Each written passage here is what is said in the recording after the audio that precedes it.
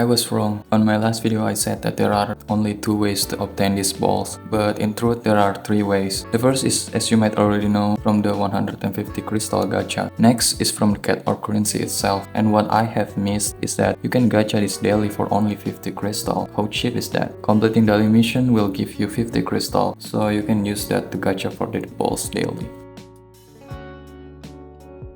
Before we continue on rating which balls you should aim or get, let's first understand how super balls work. It is stated that when more than one of these skills appear in the same lineup, only the skill of the Artery Gear at the front of the lineup will be valid, which means likely you can't use the same super ball on the same team. So you gotta choose carefully on who you're gonna put your good balls on.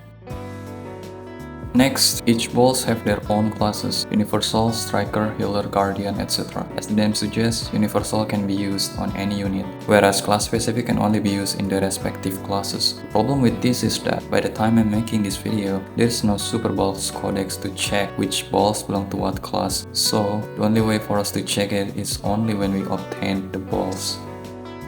Alright, no ill intentions here to whoever created this dog, but to be fair, the dog itself is quite unreliable. According to that dog's Valeria balls being shown for a tank class, but in the game it was for a striker class. This is why I always and keep on saying to wait until things being implemented into the game, because global usually have things a little bit differently compared to the other versions of the game. The same goes for Mecha Super Ball. It doesn't boost your hit accuracy, but it does boost your status accuracy. Status accuracy is not hit accuracy, so keep that in mind.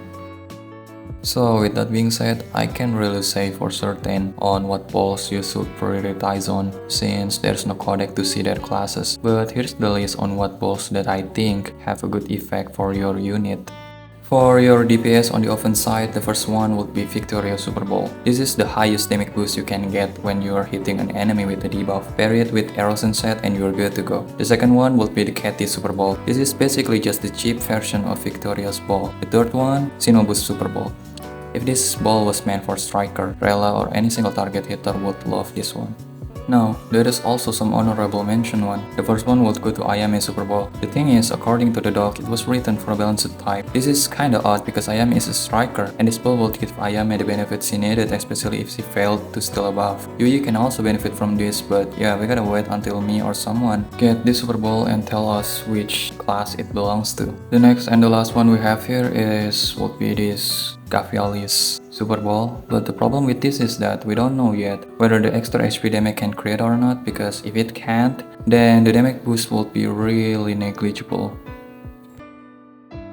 As for DPS on the defense side, the first one would be the Valeria Super Ball. This damage reduction that increases per each hit you take gonna be huge for your bruisers or like stylet survivability. The second one is Kanna Super Ball. It is basically just the cheap version of Valeria's ball. And lastly, Sonya Super Ball. Now this one is I'm unsure if it is like gonna be a striker class or not. But if it is, then free 5 to 10% shield based on the wearer's max HP is really nice, especially if you run a bruiser set on them, though it has an X% chance to trigger the effect.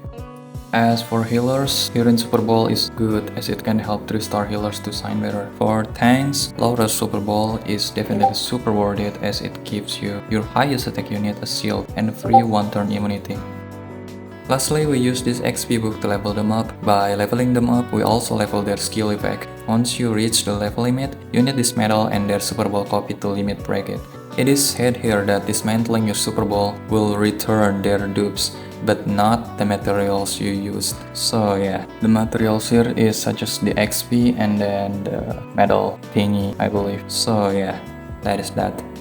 As for how to get the currency and like how the battle itself work, you can watch my last video right at this timing because I explained it a bit there. One thing I want to add is that make sure to do this puzzle daily because you will have one chance to do this puzzle orb daily. So yeah, and it resets daily. So yeah.